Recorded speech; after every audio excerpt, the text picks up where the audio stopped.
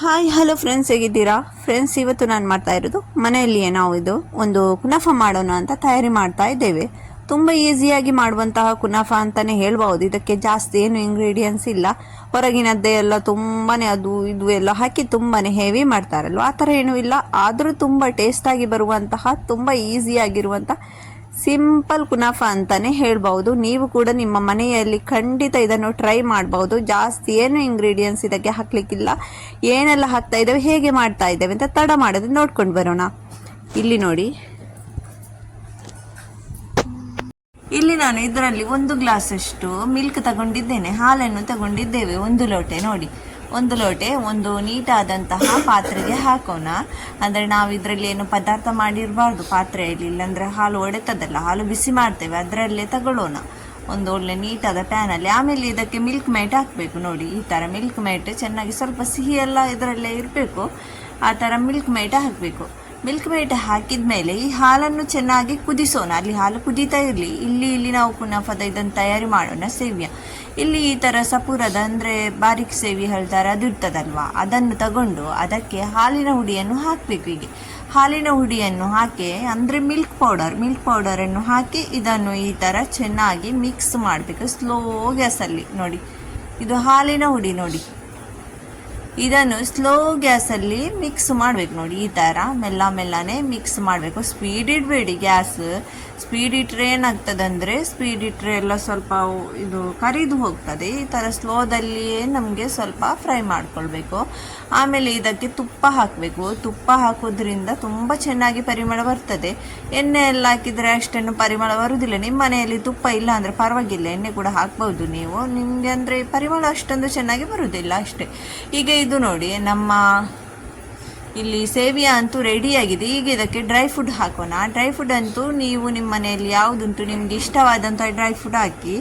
ಆಮೇಲೆ ಇದು ನಾನಿವತ್ತು ನಿಮ್ಮೊಂದಿಗೆ ತುಂಬ ಸಿಂಪಲಲ್ಲಿ ತೋರಿಸ್ಕೊಡ್ತಾ ಇರೋದು. ಇದರದ್ದು ಹೆವಿ ಟೈಪಲ್ಲಿ ಮಾಡೋದಾದರೆ ಕೂಡ ತುಂಬಾ ಉಂಟು, ಆದರೆ ಇವತ್ತು ತುಂಬ ಸಿಂಪಲಾಗಿ ತೋರಿಸ್ತಾ ಇದ್ದವುದು. ಈಗ ನೋಡಿ, ಇದು ಕಸ್ಟರ್ಡ್ ಪೌಡರ್ ಹಾಕೋಣ. ಅದಕ್ಕೆ ಸ್ವಲ್ಪ ಹಾಲಲ್ಲಿ ಮಿಕ್ಸ್ ಮಾಡಿಕೊಳ್ಳೋಣ ಕಸ್ಟರ್ಡ್ ಪೌಡರನ್ನು. ಈ ಥರ ಚೆನ್ನಾಗಿ ನೋಡಿ. ನಿಮಗೆ ಸಕ್ಕರೆ ಮಿಲ್ಕ್ ಮೇಟ್ ಅದು ಸಾಕಾಗಲಿಲ್ಲ ಅಂದರೆ ಸ್ವಲ್ಪ ಇದು ಶುಗರ್ ಪೌಡರ್ ಹಾಕ್ಬೋದು ನೀವು. ಈಗ ಇಲ್ಲಿ ನೋಡಿ, ಇಲ್ಲಿ ಕುದಿತಿರುವಂಥ ಹಾಲಿಗೆ ಕಸ್ಟರ್ಡ್ ಪೌಡರನ್ನು ಸ್ವಲ್ಪ ಮಿಕ್ಸ್ ಮಾಡಿಟ್ಟ ಕಸ್ಟರ್ಡ್ ಪೌಡರನ್ನು ಹಾಕಿ ಈ ಥರ ಮಿಕ್ಸ್ ಮಾಡ್ತಾ ಹೋಗೋಣ. ಈ ಥರ ಮಿಕ್ಸ್ ಮಾಡೋದ್ರಿಂದ ನಮ್ಮ ಇದು ತುಂಬ ದಪ್ಪಕ್ಕೆ ಬರ್ತದೆ. ಇದು ಒಂಥರ ಥಿಕ್ನೆಸ್ ತುಂಬ ಒಳ್ಳೆಯದಾಗ್ತದೆ ಈ ಮಿಲ್ಕದೆಲ್ಲ. ಈ ಥರ ನಿಮಗೆ ಇದು ಈಸಿಯಾಗಿ ಮಾಡುವಂತಹ ಕುನಾಫಾ ಮಾಡುವಾಗ ಅಂತೂ ತುಂಬ ಬೇರೆ ಸ್ಟೈಲಲ್ಲಿ ಮಾಡ್ತಾರೆ. ನಾನಿವತ್ತು ತುಂಬ ಈಸಿಯಾಗಿ ನಿಮ್ಮೊತ್ತಿಗೆ ಸಿಂಪಲಾಗಿ ಶೇರ್ ಮಾಡ್ತಾ ಇರೋದು. ಈಗ ಅಲ್ಲಿ ನಾವು ಹುರ್ಕೊಂಡಿಟ್ಟಿದ್ದೇವಲ್ಲ ಸೇವಿಯಾ, ಅದನ್ನು ಈ ಥರ ಒಂದು ಬೌಲಲ್ಲಿ ಹಾಕಿ ಈ ಥರ ಸ್ವಲ್ಪ ಪ್ರೆಸ್ ಮಾಡಬೇಕು. ಗ್ಲಾಸಲ್ಲಿ, ಕಿನ್ನದಲ್ಲಿ, ಯಾವುದರಲ್ಲಿಯೂ ಆಗ್ತದೆ.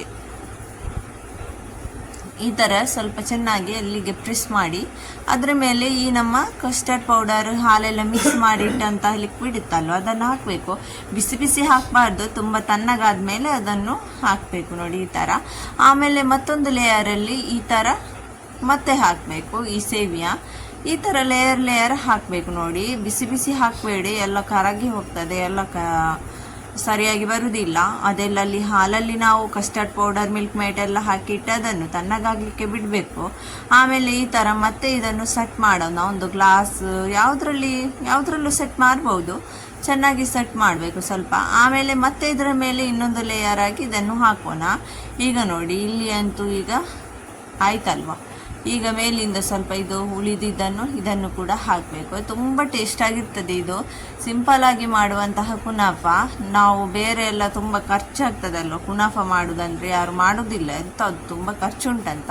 ಈ ಥರ ಮಾಡಿದ್ರಂತೂ ನಿಮಗೆ ಅಂತೂ ನೀವೇ ಹೇಳ್ಬೋದು ಎಷ್ಟು ಕಮ್ಮಿ ಖರ್ಚಿಯಲ್ಲಿ ಕುನಾಫಾ ತಿನ್ಬಹುದಾ ಅಂತ. ಅಷ್ಟು ಒಂದು ಸಿಂಪಲಾಗಿ ಸ್ವೀಟ್ ನಮ್ಮ ರೆಡಿ ಆಗ್ತದೆ. ಈ ಡಿಸರ್ಟ್ ಅಂತೂ ತುಂಬ ಟೇಸ್ಟ್ ಆಗಿರ್ತದೆ. ಈ ಥರ ಮೇಲೆ ನೀವು ಬೇಕಾದರೆ ಏನಾದರೂ ಡೆಕೋರೇಷನ್ ಮಾಡ್ಬೋದು ನೋಡಿ.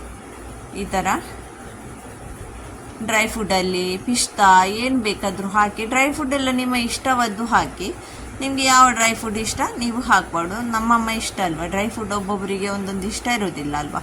ಅದಕ್ಕೋಸ್ಕರ ನಿಮ್ಮಮ್ಮ ಇಷ್ಟದ ಡ್ರೈ ಫ್ರೂಟನ್ನು ಆ್ಯಡ್ ಮಾಡಿ.